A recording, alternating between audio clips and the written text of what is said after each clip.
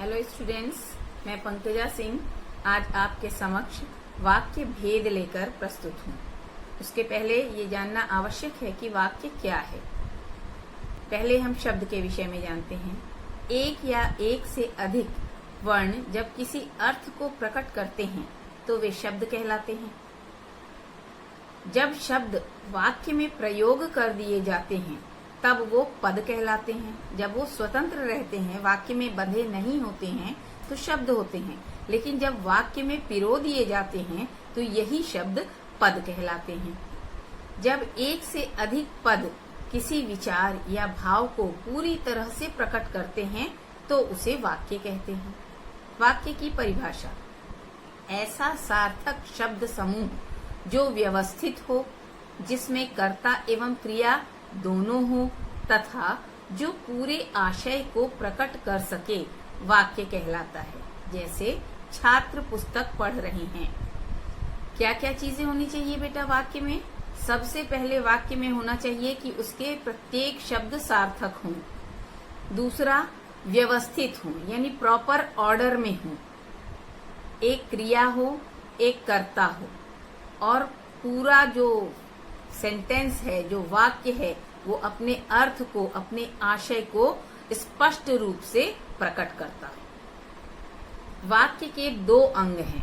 वाक्य के अंग दो होते हैं, उद्देश्य और विधेय। उद्देश्य यानी सब्जेक्ट, विधेय यानी प्रेडिकेट। उद्देश्य क्या है? वाक्य में जिसके बारे में कुछ कहा जाए उसे उद्देश्य कहते हैं। वास्तव में जो कर्ता होता है वही वाक्य का उद्देश्य होता है। विधेय क्या है? वाक्य में जो उद्देश्य है उसके बारे में जो कुछ बातें कही जाती हैं वो विधेय होता है। वास्तव में विधेय जो है वो किसी वाक्य की क्रिया है। उदाहरण: श्याम ने बाजार से फल लिए। यहाँ उद्देश्य क्या हुआ बच्चों? श्याम ने। विधेय क्या हुआ? बाजार से फल लिए। दूसरा उदाहरण देखिए, बच्चे पतंग उड़ा रहे हैं। यहाँ उद्देश्य क्या हुआ? बच्चे। पतंग उड़ा रहे हैं, विधेय हुआ। अब हम आते हैं वाक्य भेद पर। वाक्य भेद दो प्रकार से किए गए हैं, एक अर्थ के आधार पर, दूसरा रचना के आधार पर। रचना के आधार पर वाक्य भेद तीन प्रकार के होते हैं। पहला सरल वाक्य, दूसरा संयुक्त वाक्य, तीसरा मिश्र वाक्य। केवल रचना की दृष्टि से वाक्य भेद ही कक्षा 10 के पाठ्यक्रम में है, अतः हम यहाँ उसी को विस्तार से पढ़ेंगे। रचना की दृष्टि से वाक्य भेद समझने से पहले हमें उपवाक्य के विषय में जानना अत्यंत आवश्यक है। उपवाक्य: वाक्य से छोटी इकाई उपवाक्य होती है। उपवाक्य एक ऐसा पद समूह है जिसका अपना अर्थ होता है, जो सामान्यतया एक वाक्य या भाग होता है। एक वाक्य का भाग होता है तथा जिसमें एक उद्देश्य और एक विधेय होता है। यदि वाक्य एक उपवाक्य का होता है तो वह सरल वाक्य होता है। अगर सिर्फ एक उपवाक्य एक छोटा वाक्य समझिए, सिर्फ एक छोटा वाक्य है तो वो सरल वाक्य होता है। जब किसी वाक्य में एक से अधिक उपवाक्य होते हैं तो उसमें एक उपवाक्य प्रधान हो जाता है और दूसरा उपवाक्य गौड़ हो जाता है। वे आपस में स्वतंत्र भी हो सकते हैं और एक दूसरे पर आश्रित भी हो सकते हैं। तो ये जो उपवाक्य हैं, यानी वाक्य की छोटी इकाई, इसके तीन भेद किए गए हैं। एक होता है प्रधान उपवाक्य, दूसरा होता है समानाधिकरण उपवाक्य और तीसरा होता है आश्रित उपवाक्य। तो ये तीनों प्रकार क्या हैं, हम पहले इसे जानेंगे। पहला है प्रधान उपवाक्य। किसी वाक्य में जो उपवाक्य स्वतंत्र होता है, दूसरे उपवाक्य पर निर्भर नहीं करता, बल्कि दूसरे उपवाक्य उस पर आश्रित होते हैं, उसे प्रधान उपवाक्य कहते हैं। प्रधान उपवाक्य की क्रिया ही मुख्य क्रिया होती है। जैसे मैं सोचता हूँ कि तुम विदेश चले जाओ। इस वाक्य में मैं सोचता हूँ प्रधान उपवाक्य है। दूसरा, समानाधिकरण उपवाक्य, यानी दो उपवाक्य होंगे लेकिन दोनों का समान अधिकार होगा, न कोई आश्रित होगा न गौड़ होगा। तो संयुक्त वाक्य में आया दूसरा प्रधान उपवाक्य समानाधिकरण उपवाक्य कहलाता है। मान लीजिए दो वाक्य आते हैं, सरल में तो एक आएगा लेकिन संयुक्त में जब दो आए तो दोनों ही प्रधान होते हैं। जैसे पिताजी दफ्तर गए और माताजी घर पर ही हैं। इस वाक्य में पिताजी दफ्तर गए हैं पहला तथा माताजी घर पर ही हैं दूसरा प्रधान उपवाक्य है। तो ये दोनों समान अधिकार रखते हैं, अतः समानाधिकरण उपवाक्य कहलाएंगे। तीसरा उपवाक्य है आश्रित उपवाक्य। आश्रित जैसे नाम से ही समझ में आ रहा है कि किसी पर ही डिपेंड करेगा, ठीक है। तो आश्रित उपवाक्य, जो उपवाक्य दूसरे उपवाक्य पर आश्रित रहता है। और ये किस पर आश्रित रहता है बेटा? प्रधान उपवाक्य पर। इसे आश्रित उपवाक्य कहते हैं। यानी यदि प्रधान उपवाक्य नहीं होगा तो ये आश्रित उपवाक्य का अस्तित्व भी समाप्त हो जाएगा। तो इन वाक्यों का पूरा भाव दूसरे वाक्य की सहायता से प्रकट होता है। जैसे नेहरू जी जो भारत के प्रथम प्रधानमंत्री थे, प्रयाग में पैदा हुए थे। इस वाक्य में भारत के प्रथम प्रधानमंत्री थे आश्रित है। भाई नेहरू जी हैं तब तो वो प्रधानमंत्री बने, तो ये भारत के प्रथम प्रधानमंत्री थे, आश्रित उपवाक्य है। आश्रित उपवाक्य के भी तीन भेद हैं। अभी देखिए रचना की दृष्टि से सरल, संयुक्त और मिश्र एक्सप्लेन करेंगे, उसके पहले इन चीजों को जानना जरूरी है। तो आश्रित उपवाक्य के तीन भेद हैं: संज्ञा आश्रित उपवाक्य, विशेषण आश्रित उपवाक्य और क्रिया विशेषण आश्रित उपवाक्य। ठीक है। तो संज्ञा उपवाक्य क्या है?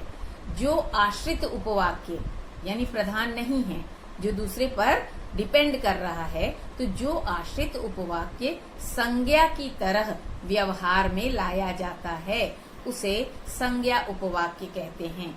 इसकी पहचान क्या है कि इस वाक्य में पूर्व में कि लगा होगा, आश्रित उपवाक्य के ठीक पहले कि लगा होगा। देखिए उदाहरण, जैसे मैं नहीं जानता कि वह कहाँ है, तो वह कहाँ है कि पहले कि लगा, तो वह कहाँ है आश्रित उपवाक्य हो जाएगा। और कैसा आश्रित? संज्ञा आश्रित उपवाक्य हो जाएगा। दूसरा आया विशेषण उपवाक्य। इसमें भी जो आश्रित उपवाक्य विशेषण की तरह व्यवहार में लाए जाते हैं उसे विशेषण उपवाक्य कहते हैं। इसमें जो, जैसा, जितना आदि शब्द का प्रयोग होगा। आश्रित उपवाक्य के पहले जो, जैसा, जितना इस तरह के शब्दों का प्रयोग होगा। जैसे वह लड़का जो कल रोया था आज नहीं आया है। इसमें जो कल रोया था वो विशेषण उपवाक्य हो गया। क्यों? क्योंकि इस आश्रित उपवाक्य के पहले जो लगा है। तीसरा क्रिया विशेषण उपवाक्य। जो उपवाक्य क्रिया विशेषण की तरह व्यवहार में लाया जाए उसे क्रिया विशेषण उपवाक्य कहते हैं। इसमें क्या होगा बेटा? आश्रित उपवाक्य के पहले क्या चीज आपको देखने को मिलेगी? प्रायः जब, जहां, जिधर, ज्यों, यद्यपि आदि शब्दों का प्रयोग होगा।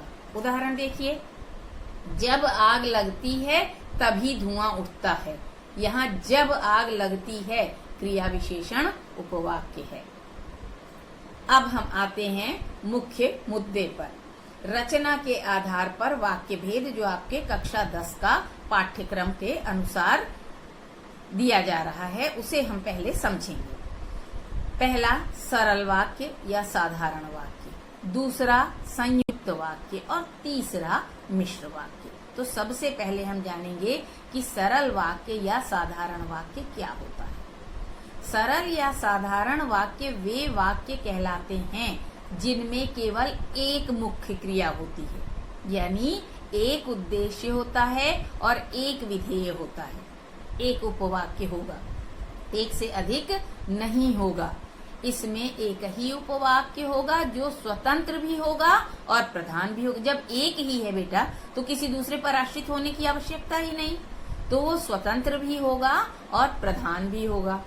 उदाहरण देखिए, वर्षा हो रही है, यहाँ पर हो रही है मुख्य क्रिया है। बच्चे खेल रहे हैं मुख्य क्रिया है, एक ही क्रिया है। ठीक, एक उद्देश्य है बच्चे और दूसरा विधेय है खेल रहे हैं। माँ ने खाना बनाया एक ही मुख्य क्रिया है। पिताजी बाजार गए एक ही मुख्य क्रिया है। तो सरल वाक्य में एक ही मुख्य क्रिया होती है। उपरोक्त सभी वाक्यों में रेखांकित पद मुख्य क्रिया को स्पष्ट कर रहे हैं तथा यहाँ एक ही उपवाक्य है जो कि प्रधान है। अतः ये सभी वाक्य हमारे क्या हैं? सरल वाक्य हैं। दूसरा, संयुक्त वाक्य। जिन वाक्यों में दो या दो से अधिक उपवाक्य परस्पर स्वतंत्र होते हैं तथा वे आपस में किसी समुच्चय बोधक अव्यय यानी कंजंक्शन वर्ड से, शब्द से जुड़े होते हैं, उन्हें संयुक्त वाक्य कहते हैं। सरल वाक्य में आपने क्या देखा बेटा? एक उपवाक्य होता है। संयुक्त में आप क्या देख रहे हैं? दो या दो से अधिक उपवाक्य होते हैं और वो बीच में कुछ शब्दों से जुड़े होते हैं। ये शब्द क्या हैं? समुच्चय बोधक शब्द हैं। ठीक, जैसे किंतु, परंतु, इसलिए, और, तथा, लेकिन, ये सारे समुच्चय बोधक शब्द हैं, इनसे ये जुड़े होते हैं। उदाहरण देखिए, हम बाजार गए परंतु सामान नहीं खरीद सके। यहाँ दो उपवाक्य हैं, हम बाजार गए, हम सामान नहीं खरीद सके, और इसको हमने परंतु से जोड़ दिया। तो परंतु क्या है? समुच्चय बोधक शब्द है। और ये कैसा वाक्य बनेगा बेटा? संयुक्त वाक्य बनेगा। क्यों? क्योंकि इसमें दो स्वतंत्र उपवाक्य हैं जो समुच्चय बोधक शब्दों से जुड़े हैं। अन्य उदाहरण देखिए, अध्यापक कक्षा से बाहर गए और बच्चे शोर मचाने लगे। दो उपवाक्य हैं जो और समुच्चय बोधक से जुड़े हुए हैं। मैं नित्य पढ़ता हूँ और खेलता हूँ। वर्षा होने वाली है इसलिए जल्दी घर आ जाना। देखिए, संयुक्त वाक्य में दो या दो से अधिक उपवाक्य होंगे जो समान अधिकार के होंगे, समानाधिकरण समुच्चय बोधक से जुड़े होंगे। और ये समानाधिकरण समुच्चय बोधक हैं क्या बेटा? और, तथा, एवं, या, अथवा, परंतु, किंतु, सो, पर, वरन, लेकिन, मगर, बल्कि, नहीं, तो, अन्यथा, फलतः, इसलिए, परिणाम स्वरूप आदि। जब दो उपवाक्य स्वतंत्र हों और इन शब्दों से जुड़े हों जो कि समुच्चय बोधक शब्द हैं, तो वे संयुक्त वाक्य कहलाते हैं। तीसरा देखिए, मिश्र वाक्य। जिन वाक्यों की रचना एक से अधिक ऐसे उपवाक्यों से होती है जो परस्पर आश्रित हों, यानी एक प्रधान होगा, दूसरा उस पर आश्रित होगा। संयुक्त वाक्य और मिश्र वाक्य में यही अंतर है। संयुक्त वाक्य में दो उपवाक्य या तीन उपवाक्य होंगे लेकिन सब स्वतंत्र और प्रधान होंगे। लेकिन मिश्र वाक्य में क्या अंतर है बेटा? दो उपवाक्य होंगे लेकिन एक प्रधान होगा, दूसरा उस पर आश्रित होगा, उस पर डिपेंड करेगा। उदाहरण देखिए, अध्यापक ने कहा कि कल विद्यालय बंद रहेगा। तो यहाँ ध्यान दीजिए कि के बाद वाला जो वाक्य होगा वो आपका आश्रित उपवाक्य होगा। कल विद्यालय बंद रहेगा आपका आश्रित उपवाक्य होगा, और अध्यापक ने कहा मुख्य वाक्य होगा, प्रधान वाक्य होगा। वह लड़का जो पेड़ के पास खड़ा है मेरा मित्र है। वह लड़का मेरा मित्र है, ये तो आपका हो गया प्रधान उपवाक्य। जो पेड़ के पास खड़ा है, जो के बाद जो वाक्य आ रहा है वो आपका आश्रित उपवाक्य हो गया। मोर ऐसा पक्षी है जिसका नृत्य सभी देखना चाहते हैं। फिर देखिए, जिसका के बाद क्या आ रहा है बेटा? नृत्य सभी देखना चाहते हैं, ये आश्रित हो जाएगा। और मोर ऐसा पक्षी है जो रेखांकित है, ये आपका प्रधान वाक्य हो जाएगा। यह वही पुस्तक है जिसे मैं ढूंढ रहा था। देखिए, जिसे के बाद वाला वाक्य क्या है? मैं ढूंढ रहा था, तो ये आपका आश्रित हो गया। और यह वही पुस्तक है जो रेखांकित है, ये आपका प्रधान हो गया। तो उपरोक्त उदाहरणों में रेखांकित अंश मुख्य उपवाक्य को दर्शा रहा है, जबकि शेष भाग गौड़ या आश्रित उपवाक्य है। आश्रित उपवाक्य को मुख्य उपवाक्य से क्रमशः कि, जो, जिसका एवं जिसे द्वारा जोड़ा गया है, अतः यह सभी मिश्र वाक्य के उदाहरण हैं। विशेष क्या है ध्यान देने योग्य? मिश्र वाक्य में गौड़ वाक्य व्यधिकरण समुच्चय बोधक से प्रधान वाक्यों से जुड़े होते हैं। समुच्चय बोधक में समान अधिकरण से जुड़े होते हैं, लेकिन मिश्र वाक्य में व्यधिकरण जो एक दूसरे पर आश्रित है। अब ये व्यधिकरण समुच्चय बोधक क्या हैं? देखिए, क्योंकि, चूंकि, इसलिए कि, मैंने यह काम इसलिए किया क्योंकि ऐसा हुआ, ताकि, यदि, तो, यदि तुम पढ़ते तो पास हो जाते, यद्यपि, तथापि, दोनों चीजें चलती हैं। यद्यपि, परंतु, अर्थात, यानी, मानो, जिससे, जो, आदि। इन व्यधिकरण समुच्चय बोधकों का यदि प्रयोग हुआ है तो आप तुरंत स्पष्ट हो जाएगा कि ये मिश्र वाक्य का उदाहरण है। इसमें एक प्रधान है और दूसरा आश्रित। तो हमने क्या जाना बेटा कि 3 वाक्य भेद हैं: सरल, संयुक्त, मिश्र। सरल में एक उपवाक्य होता है जो स्वतंत्र और प्रधान होता है। संयुक्त में 2 या 2 से अधिक उपवाक्य होते हैं, दोनों प्रधान होते हैं, कोई किसी पर आश्रित नहीं होता। ये समानाधिकरण समुच्चय बोधक शब्दों से अव्यय से जुड़े होते हैं। तीसरा, मिश्र वाक्य में 2 उपवाक्य होंगे, जो कि एक प्रधान होगा, दूसरा आश्रित होगा, और ये व्यधिकरण समुच्चय बोधक शब्दों से आपस में जुड़े होंगे। हम लोग जानेंगे कि इन वाक्यों का रूपांतरण कैसे किया जाता है, यानी सरल वाक्य से संयुक्त कैसे बनेगा, संयुक्त से मिश्र कैसे बनेगा, वाक्य रूपांतरण कैसे किया जाता है। इसके कुछ नियम हैं। किसी वाक्य में अर्थ परिवर्तन किए बिना उसकी संरचना में परिवर्तन की प्रक्रिया वाक्यों का रूपांतरण कहलाती है। संरचना यानी जो उसकी बनावट है उसमें किसी प्रकार का परिवर्तन नहीं होना चाहिए। इस प्रकार के वाक्य को दूसरे प्रकार के वाक्यों में बदलना ही वाक्य परिवर्तन या वाक्य रचनांतरण कहलाता है। वाक्य परिवर्तन की प्रक्रिया में इस बात का विशेष ध्यान देना चाहिए कि वाक्य का केवल प्रकार बदले, उसका अर्थ या काल ना बदले। अर्थ नहीं बदलना चाहिए, प्रकार बदल जाए कि वो सरल से संयुक्त हो जाए, संयुक्त से मिश्र हो जाए, लेकिन अर्थ नहीं बदल सकते। उदाहरण, अगर सरल वाक्य है और उसका हम संयुक्त बना रहे हैं तो कैसे बनाएंगे? देखिए, सरल वाक्य है, कठोर बनकर भी सहृदय रहो। सरल वाक्य हो गया। अब इसको यदि संयुक्त बना रहे हैं तो हम कैसे कहेंगे? कठोर बनो परंतु सहृदय रहो। सरल वाक्य था तो उसमें एक ही उपवाक्य था। जब संयुक्त हुआ तो इसमें 2 उपवाक्य हमने कर दिए और समुच्चय बोधक शब्द से हमने जोड़ दिया, लेकिन अर्थ में परिवर्तन नहीं किया। सरल रहो, सरल बनो परंतु सहृदय रहो। दूसरा उदाहरण इसका देखिए, सरल वाक्य है, उसका हम संयुक्त बनाएंगे। आलसी होने के कारण वह विफल हुआ।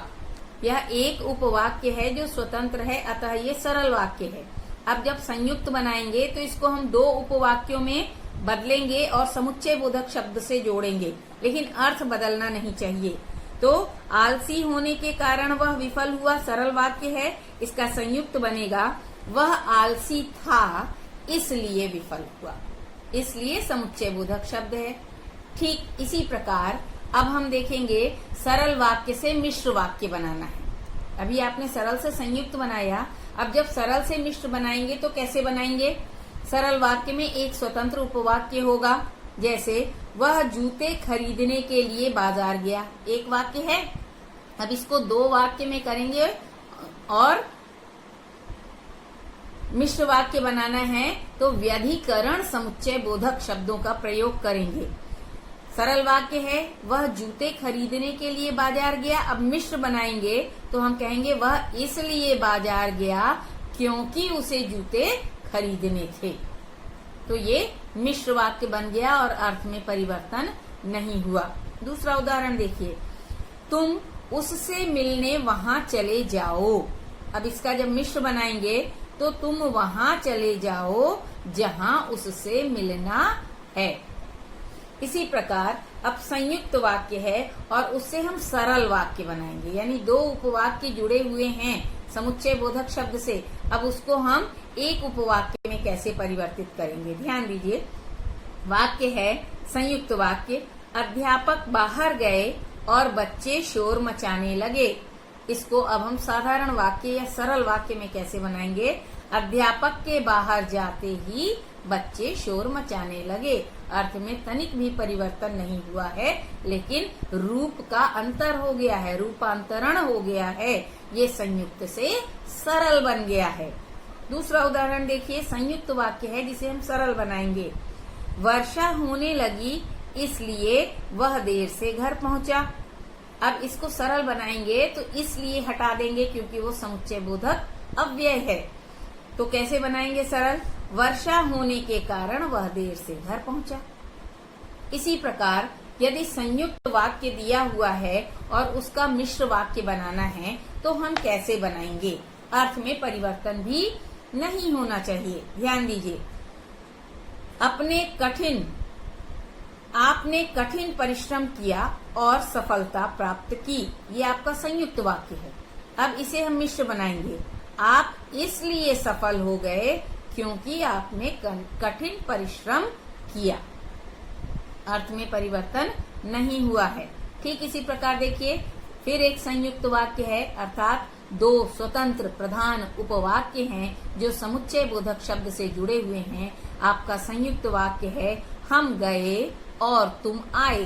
अब हमें इसे मिश्र बनाना है, तो कैसे करेंगे, जब हम गए तब तुम आए।